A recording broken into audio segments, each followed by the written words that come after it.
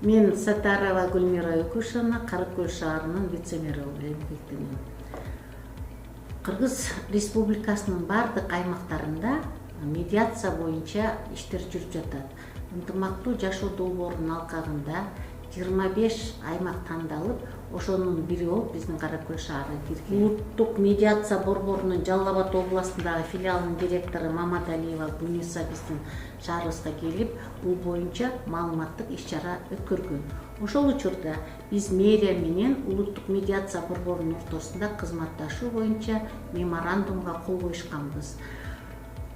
Ушул биз меморандумга кол койгондон кийин эле биз Каракөл шаарына медиаторлордун керек экендигин жанагы окутууга жарандарды жөнөтүү боюнча бизге сунуш келип түшкөн. Ошондо биздин шаардан 2 айым Абытканова Равшан эжеке жана Зарипова Гүлсара барып окуп келишкен.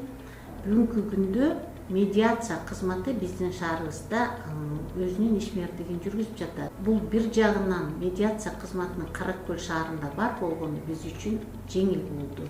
Жарандар үчүн дагы жеңил болду. Анткени алардын маселеси мэриядан чечилбей калган учурлар болуп калат эле.